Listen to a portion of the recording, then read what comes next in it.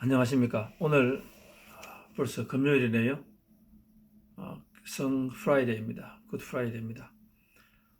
오늘은 시편 22편 말씀으로 찬송가는 268장입니다. 죄에서 자유를 얻게 함은 이라는 말씀이고, 오늘 말씀의 주제는 삶이란 시궁창 속에서도 별을 바라볼 수 있어야 된다라는 그 말씀이 주제가 되겠습니다. 이 말씀은 오스카 와일드가 했는 말로서 우리 인간의 삶이라는 것은 흙탕물이고 진흙탕물이고 시궁창 속에서의 삶입니다. 따지고 보면은 우리는 다 죄인 아닙니까? 그런데 그 중에서도 인생의 성공자는 그 시궁창 속에서도 별을 바라볼 수 있어야 된다. 희망이고 소망이다. 빛을 바라볼 수 있어야 된다. 오늘 우리가 그 굿 프라이데이의 말씀과 참 맞는 말씀인 것 같습니다. 시편 22편은 다윗의 시라고 말하고 예수님께서 가장 많이 인용하신 말씀이기도 합니다. 오늘 우리가 다윗의 시편 22편을 보니까 그 가톨릭에서도 요즘은 함께 모여서 예배를 못 드립니다.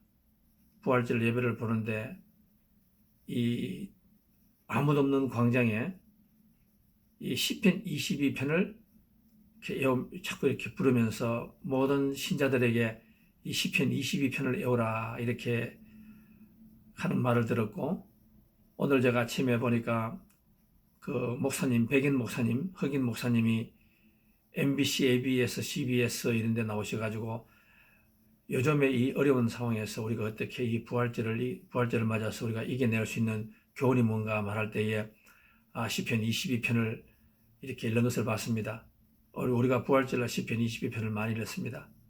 여기에 보면은 우리가 예수님께서 돌아가셨을 때 하시는 말씀이 여기 나오는데, 다윗이 인생에서 가장 힘들 때에 버려졌다는 생각을 할 때에 인간이 가장 외로운 것이 뭔가 하면은 사람에게 잊혀진 것보다도 하나님이 나를 잊고 계신다라는 그 하나님 안에서 미화가 될 때에 가장 외롭다고 말합니다.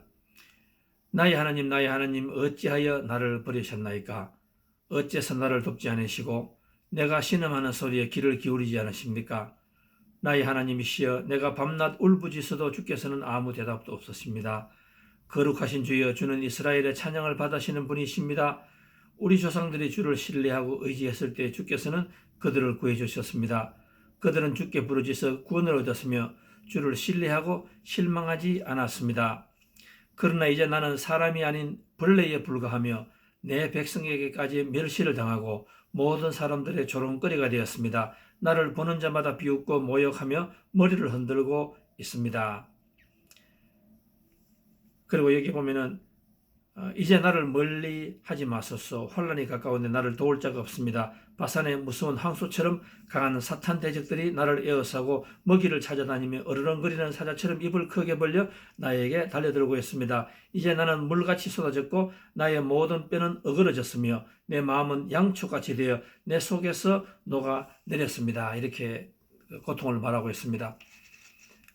그리고 마지막에 가면은 그래도 이 시편에는 슬프게 시작했지만은 희망으로 끝납니다. 모든 다윗의 시가 그렇고 예수님의 말씀도 그렇지 않았습니까? 우리가 부활로 가시면서 고통 속에 계셨습니다. 그러나 결국은 희망입니다. 그 후에 계속 보면은 다윗이 그래도 나는 찬양할 것이라 하나님께서 나를 구할 것이다 라고 이렇게 말합니다. 결국에는 다윗은 이 시를 통하여서 그 혼란 속에서 삶을 포기하고 또 절망하고 실패한 낙오자로서 살아간 것이 아니라 왕이 되었습니다. 그리고 믿음의 조상이 되었고 예수님의 조상이 되셨고 가문이 되셨고 우리들의 또 믿음의 족보의 조상이 되었습니다. 큰 영광을 얻게 되었습니다. 오늘 우리도 가만히 묵상하면서 이 시련 가운데에서 다윗의 이 시편 22편을 통하여서 우리가 지금 우리도 이렇게 많이 나올 것 같습니다. 하나님 어떻게 해야 됩니까? 하나님 우리를 버린 것 같습니다. 하나님 우리를 버린 것 같습니다. 세상이 나를 조롱한 것 같습니다. 앞이 보이지 않습니다. 사면초가입니다. 절규하고 우리가 하나님 앞에 통곡을 하고 있습니다. 그러나 사랑하는 성도 여러분, 여기서 우리가 우리는 시궁창 속에서도 진흙탕 속에서도 우리가 별을 바라보아야 됩니다. 우리가 다윗의 별이라고 말하지 않습니까? 예수님이 태어났을 때에 양치는 사람들이 별을 바라보고 희망을 바라보았습니다. 동방 박사들이 별을 바라보았습니다. 아브라함이 별을 바라보았습니다. 우리가 이 별을 바라보면서 우리가 희망을 잃지 말아야 되겠습니다. 오늘 저는 시편 22편을 보면서 이런 이야기가 기억납니다. 세계 2차 세계대전 때 히틀러 치하에 있던 독일 군들이 유태인을 600만 명이나 죽은 학살 사건을 우리가 기억하고 있습니다. 그런데 그 말이, 저는 가끔 그렇게 생각합니다. 말이 사람이 600만 명이지 그 600만 명을 그렇게 죽이는 것이 쉽지 않을 것 같았어요. 인간이 아닙니까, 결국에는.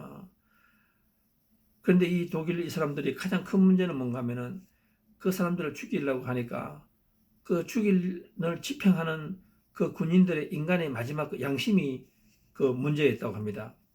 죄 없는 사람을 죽이는 일을 하는 것이 양심의 가책은 조금 더 받기 때문에 쉽게 진행되지 않았습니다. 그래서 이 독일 군들은 이와 같은 이 자기 스스로의 양심의 문제를 정당화하고 대확산하는 것을 갖다가 정당화하기 위해서 고도의 심리 전술을 썼다고 합니다. 그것은 뭔가 하면은 여러 수만 명이 있는 그 감옥소에서 화장실을 10,000명당 아니면 20,000명당 화장실을 하나밖에 지지 않는데요. 그리고 그 화장실을 사용할 수 있는 시간을 딱 정해버린답니다. 그래서 도저히 되지 않는 거죠. 아무나 화장실을 다 갈 수가 없는 거지, 없지 않습니까?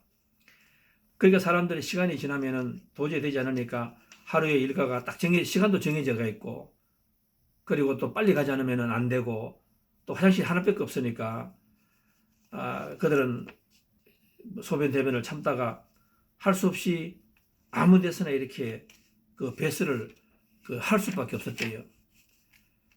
그런데 이 사람이 이상합니다.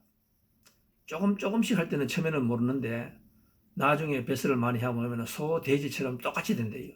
더러운 것을 모르는 거예요.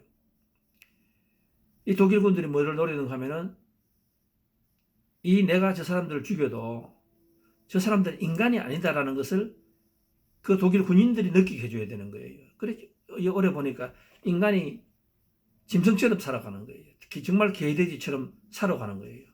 자존심도 없고 인간의 의식은 조금도 없고, 그러니까 그때부터는 내가 저 사람들을 죽이고 학살해도 된다는 그 어떤 스스로의 그 정당화를 하기 시작합니다.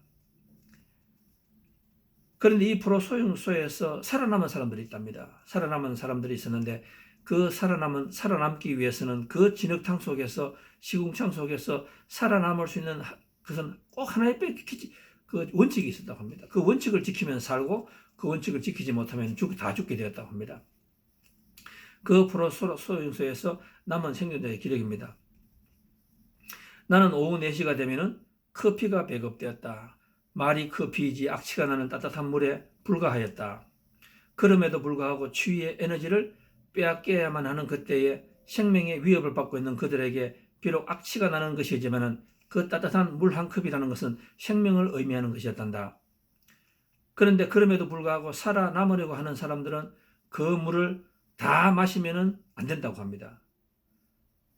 그 물을 얼마나 먹고 싶지 않겠습니까? 목이 타고 또 춥고 그 향기가 얼마나 좋지 않겠습니까? 그런데 그 물을 다 먹지 않고 반을 마신대요.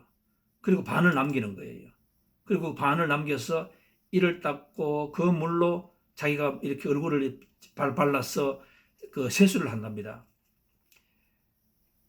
그렇게 하면은 이 사람들이 마지막에 내가 개, 돼지처럼 되지 않고 싶은 인간의 어떤 마지막에 자존심, 긍지, 의식, 가치, 목적 의식, 이거를 가지게 된대요. 그러면 사람의 눈이 똑바로진답니다. 그러면은 독일 사람들이 그 사람들을 죽일 수가 없대요. 왜? 아직도 눈빛이 있고 자기를 바라보면서 어떤 무언의 항의, 침묵 속에서도 가치, 의식이 살아있는 거예요. 그러니까 개돼지가 아닌 거예요. 자기들이 원했던 그런 식으로 살아가지 않는 거예요. 그러니까 사람을 죽이지 못한다고 합니다. 그런데 어떤 사람들이 이렇게 이야기한대요. 아, 내가 2, 3일 해봤는데 이렇게 살아봐도 아무 소용이 없는 거예요. 내가 하고 싶은 거 하고 그냥 하면 되는 거예요. 하루를 살아도 내 편하게 살면 되는 거예요. 그래서 마신답니다. 그러면 옆에 있는 사람들이 이야기한대요. 아, 저 사람은 조만간 죽겠구나. 아니나 다를까 여름에 열을 그 사람들은 다 죽는데요. 그런데 그 마지막에 살아남은 사람 중에서 그 유명한 유태인 레빈스카라는 사람의 고백이 있습니다. 매일 반컵에 물을 들고 씻을 것인가 아니면 내 원대로, 내 원하는 대로, 내 육체가 원하는 대로 쉽게 살기 위해서 마저 다 마실 것인가 항상 고민한대요. 그러나 나는 날마다 자신과 싸워 반컵에 물을 들고 독일인에 대하여 무언의 함성을 지르고 있었다. 절대로 너희들의 의대대로 죽지 않겠다. 나는 결코 돼지와 개처럼 살 수 없다. 나는 인간이야. 나는 인간이야. 나도 형제도 있고 나도 삶의 목적이 있고 너희와 똑같은 사람이라고 항의를 한대요. 어떻게 하든지 살아남아야 잔혹한 현실의 증인이 되어야 되겠다. 그러나 만일 살아남지 못하고 죽는다고 하여도 절대로 너희들의 의대대로 짐승으로 죽지는 않겠다. 끝까지 인간으로 살다가 인간으로 죽겠다. 그죠? 여러분 가만히 한번 묵상해 보면 좋겠습니다. 이 반컵의 물을 가지고도 자신을 씻으려고 하였던 유대인들의 그 이야기를 들으면서 우리는 하나님의 형상대로 지음받은 존재의 존엄의 중요성을 오늘 이 시간 깨닫게 됩니다. 죽어지는 그 현장 속에서도 자기 자신의 존엄을 지키려는 자세, 레빈스키는 이렇게 말합니다. 어떻게 하든지 살아남아야 되겠다. 어떻게 하든지 살아남아야 되겠다. 그리고는 그 반컵의 물을 가지고 세수를 하고 온몸에 찍어 바르고 그렇게 해서 그 살아남는 거예요. 이 말씀의 주제는 바로 그겁니다. 나는 누구인가? 나는 누구인가? 사랑하는 성도 여러분, 오늘 저와 여러분은 이 세상을 살아가면서 지금은 진흙탕 같습니다. 시궁창 같습니다. 이런 속에서 우리도 정말 세상을 그냥 쉽게 살아갈 수도 있는 것 같아요. 그냥 내 편하게 살아가면 될 것 같습니다. 저는 지금 목회자님들하고 많은 이야기를 나누고 또 제가 이렇게 저 나름대로 젊은이들이 이야기를 나누고 저에게 그 카카오 메시지나 그 다음에 다른 메시지가 지금만큼 많이 온 적도 없는 것 같아요. 많은 이렇게 이야기가 들어옵니다. 제가 이렇게 들어보면 그런 것 같습니다. 지금 우리가 겪는 문제는 참 오늘 아침에 그 어느 목사님이 그렇게 말하대요. 자기가 성도들께 유튜브를 하면서 하는 말이 내가 경험하는 이 경험이 나로서 끝났으면 좋겠다. 또다시 당신들은 이런 것을 안 했으면 좋겠다. 그 말씀이 핵을 찌르는 것 같습니다. 핵심을 찌르는 것 같아요. 지금 누가 물어봐도 제가 답을 못합니다. 그런데 지금 많이 이렇게 이야기 들어보면은 이 질병의 문제와 그 다음에 또 하나는 이 경제적인 이 후유증, 경제적인 이 물질 문제가 우리가 상상하는 이상으로 심각한 문제인 것 같아요. 이 불안의 문제에 인간의 무엇을 먹을까 마실까 입을까가 지금은 무엇을 믿을까 보다도 앞서가는 것 같습니다. 상상을 초월하는 것 같습니다. 그리고 정신적으로 지금 미국 사람들이 굉장히 공황 상태인 것 같아요. 그래서 저는 이 건강적인 문제, 그 다음에 물질적인 문제, 그리고 이 정신적인 문제가 이 세 개가 우리가 잘 다루어야 되겠다. 그죠? 제가 이렇게 물어보면은 지금 많은 교회의 목사님들이 걱정하시는 것이 뭔가 하면은 지금 많은 분들이 얼마 이상은 못 모인다고 하는데 모여서 이 술과 도박 이것이 굉장히 심해지고 있다. 그렇게 우리가 열심히 신앙생활을 이렇게 성을 쌓아오다가 갑자기 이렇게 하나님이 듣지 않으신다.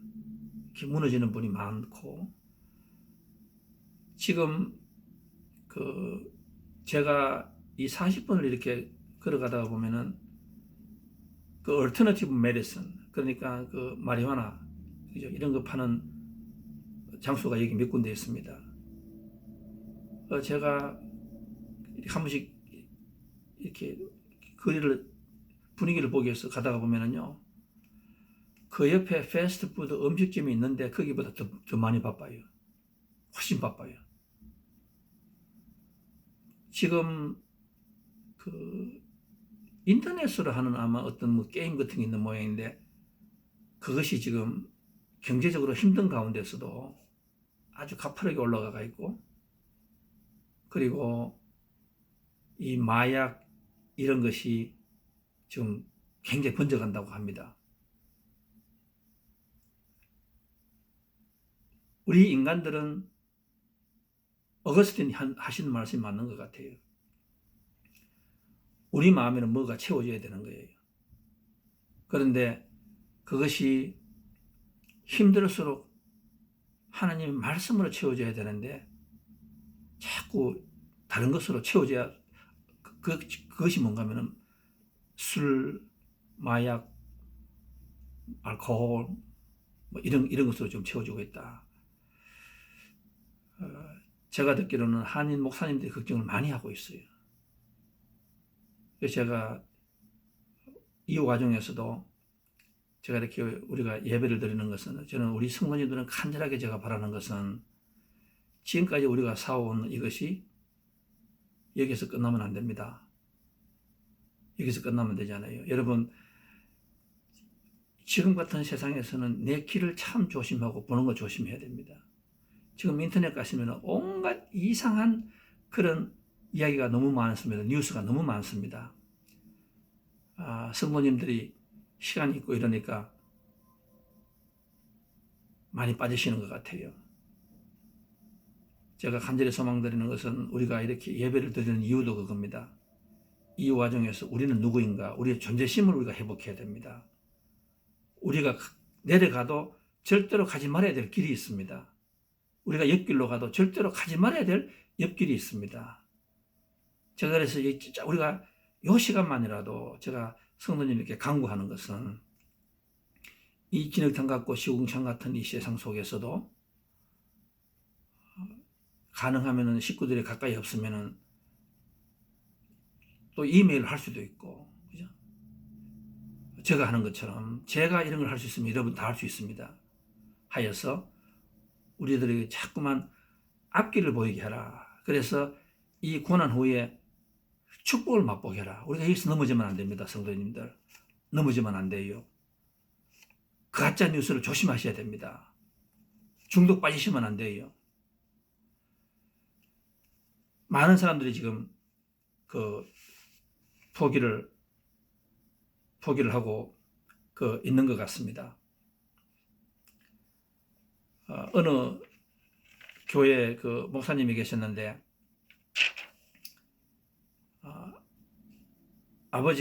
어머니 아버지가 자신이 다니는 교회에 다니십니다. 부모님이 같은 교회에 다니면은 목사님들은 설교하는데 상당히 부담이 됩니다. 그런데 부친이 예배 시간만 되면은 맨 앞에서 앉아서 예배를 드리는데, 설교 시간만 되면 꾸벅꾸벅 졸았답니다. 목사님은 교인들을 보기에도 민망하여 견딜 수가 없었습니다. 어느 날 묘안을 낸 목사님은 어린 아들에게 부탁을 하였답니다. 할아버지 옆에 앉아있다가 할아버지가 주무시면 쿡쿡 찔러서 깨어드리라. 걔는 그러면 내가 1불씩을 주마. 목사님의 아들은 1불을 받는다는 조건으로 아버지와 약속을 합니다. 그리고 그 다음 주일부터 1불씩 받는 기쁨에 할아버지 옆에 앉아서 졸 때마다 열심히 깨어드렸답니다. 그런데 몇 주가 지나자 아버지가 또 꾸벅꾸벅 졸고 아들이 그 옆에 앉아있는데도 깨우지 않더라는 것입니다. 그래서 예배가 끝나고 목사님은 어린 아들에게 가서 물었답니다. 1불씩 준다고 해도 왜 할아버지를 깨우지 않았니? 그러자 어린 아들이 하는 말이 이렇답니다. 할아버지가 안 깨우면 2불 준다고 하셨기 때문에 안 줬다. 어린아이처럼 아버지와 한번 약속을 하였는데, 아버지와 약속을 선택할 것인가, 아니면 할아버지가 이불을 준다고 했는데 아버지와 약속을 무시하고 할아버지의 말을 따를 것인가 하는 이런 선택의 순간에 우리가 많이 있습니다. 그러나 여러분, 오늘 우리는 어떻습니까? 예수님이 저와 저 같은 사람을 그 시궁창 속에서 별의 꿈 세계로 데리고 가시기 위해서 그 고통을 받으시는 거예요. 내가 그 고통을 받아야 할 것이 마땅한데 예수님께서 돌아가셨습니다. 나 같은 사람을 위해서. 그러면 나에게 우리가 최소한의 어떤 목적의식, 정체성, 신분의식, 가치, 아니면은 우리의 자존심, 이런 것이 있어야 되는 것 같아요. 우리는 그런 귀한 사람입니다, 여러분. 예수님께서 엘리 엘리 라막 사박다리, 주여 아버지 하나님 어디에 계십니까? 왜 나를 이렇게 두고 계십니까? 라는 그 고통 속에서, 그 고통 우리를 위해서 하셨거든. 죄 없이 있는 분이. 그것이 바로 예수님이 골고다 언덕에서 돌아가신 이유 아닙니까? 저와 여러분은 대단한 것 같아요. 그래서 저는 가끔 당신은 사랑할 수밖에 없다는 그 노래 있지 않습니까? 당신은 사랑받기 위해 태어난 사람. 그 노래가 예수님께서 그 십자가에서 부르신 노래 같아요. 저와 여러분을 바라보고. 참 귀한 사람입니다. 우리는 살아갈 때에 그 1불, 2불에 흔들리는 우리가 아니라 우리는 좀 더 수준 높은 가치 있는 것을 위하여서 그 길을 가야 된다고 저는 그렇게 믿습니다. 우리는 옛날로 돌아가면 안 됩니다. 저는 오늘 이런 시가 기억이 나네요. 여러분 아마 다 아십니다. 엄마는 그래도 되는 줄 알았습니다. 하루 종일 밭에서 주워라 힘들게 일해도 엄마는 그래도 되는 줄 알았습니다. 찬밥 한 덩이로 대충 부뚜막에 앉아 점심을 때워도 엄마는 그래도 되는 줄 알았습니다. 한겨울 냇물에서 맨손으로 빨래를 방망이질해도 엄마는 그래도 되는 줄 알았습니다. 배부르다 생각 없다 식구들 다 먹이고 굶으러도 엄마는 그래도 되는 줄 알았습니다. 발뒤꿈치 다 헤쳐 이불이 소리를 내도 엄마는 그래도 되는 줄 알았습니다. 손톱에 깎을 수조차 없이 닳고 문드러져도 엄마는 그래도 되는 줄 알았습니다. 아버지가 화내고 자식들이 속을 썩어도 끄떡없는 엄마는 그래도 되는 줄 알았습니다. 외할머니가 보고 싶다. 외할머니가 보고 싶다. 그것이 그냥 넋두리인 줄만. 한밤중에 자다 깨어 방구석에서 한없이 소리 죽여 울던 엄마를 본 후로는 엄마는 그러면은 안 되는 것이었습니다. 오늘 우리가 예수님은 엄마는 대신에 그 예수님을 한번 잡아여 봅니다. 나는 그래도 안 되는, 그러면 되는 거 아니었습니다. 예수님이 돌아가셨습니다. 저는 옛날에는 예수님이 돌아가신 게 내하고 상관없는 줄 알았습니다. 그냥 1년에 한 번씩 그냥 형식으로 내가 하는 줄로 알았습니다. 그런데 그것이 아니었습니다. 이제부터 그랬으면 안 되는 것이에요. 예수님이 저렇게 나를 위해서 돌아가셨구나. 저 고통이 나를 위해서 하셨구나. 내가 이제는 그러면 안 되는 줄 내가 알았는 거예요. 저는 오늘 이 말씀을 보면서 그 가족들과 함께 울지마 톤스 이태석 신부님의 그 영화를 보았습니다. 이태석 신부님이 의사가 되시고 하다가 자기가 어릴 때에 하와이에서 돌아가셨던 문둥병 환자 돌아가셨던 다미안 신부님의 영화를 보고 자기가 신부가 되셨다고 말씀하시대요. 그 다미안 신부는 뭡니까? 벨기에에서 아주 잘 사시는 분 아닙니까? 그분도 어느 날 이 예수님 말씀을 듣고 예수님의 고통을 듣고 상상하고 체험하고 그리고는 그 고통이 나를 위해서 돌아가셨다는 나로 연결이 되었습니다, 여러분. 그리고는 내 뜻대로 살아가는 것이 아니라 좀 더 가치 있는 1불, 2불 사이가 아니라 하늘에 가까운 생활을 하게 됐습니다. 하와이로 갔습니다. 문둥병에 걸려서 문둥병 환자촌으로 스스로 걸어갔습니다. 아무도 가지 않을 때 그 당시만 하더라도 그때 하시는 말씀이 그 하와이에 있는 그 문둥병 환자들이 너 백인 너가 뭘 알아? 우리 고통을 너가 뭘 안다고 말하느냐고. 너가 거기서 강대상에서 말하는 건 쉽고 강연하는 건 쉬운데 너가 우리의 고통을 어떻게 하느냐고, 문둥병으로 살아가는 우리가. 그래서 이 데미안 신부가 기도했다고 하지 않습니까? 하나님 저걸 달라고 나에게도. 그래 어느 날 보니까 차고 뜨거운 물에 손을 넣으려고 하니까 강밖에 없어지더래요. 그때 그분이 기뻐했다고 합니다. 아, 내가 마침 저런 사람과 똑같이 되었네요. 같습니다. 그 사람들 인정했대요. 그리고 그 사람들을 인간답게 사는 길로, 마지막 길이지만은 예수님을 영접했다고 말하지 않습니까? 그 영화를 보고 이태석 신부님도 우리가 알지만은 수단이라는 나라, 가나안 나라에 가서 계시다가 마지막에 돌아가시지 않았습니까? 삶의 진정한 가치를 깨달는 거예요. 내가 어떻게 살아야 되는가, 그것을 깨달았습니다. 오늘 우리가 부르는 그 찬송은 그거 아닙니까? 보혈, 내 보혈로 내가 새로운 삶을 살아가게 되었다. 제가 한 말씀으로 끝을 내겠습니다. 징기스칸이 황제가 된 후에 자신과 생사를 함께한 사람들이라는 타르탄이라는 사람 이름을 붙여주었습니다. 알렉산더 대왕보다도 더 많은 땅을 차지한 사람입니다.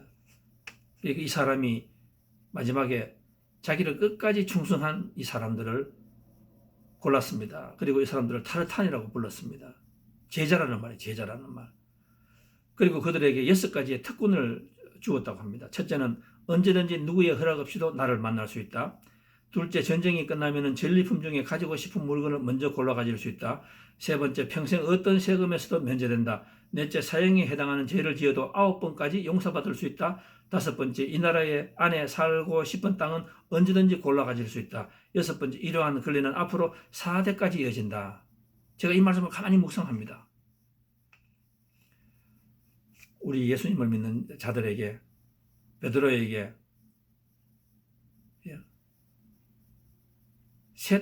사탄의 어떤 구원세를 이길 수 있는 그 힘을 주신다고 말씀하셨잖아요. 그죠? 오늘 이 부활절날, 오늘 저와 여러분이 내가 얼마나 귀중한 존재인가, 나의 자존심을 회복하시고, 여러분 이 시간 우리 모든 가족들이, 제가 다시 한번 부탁을 드립니다.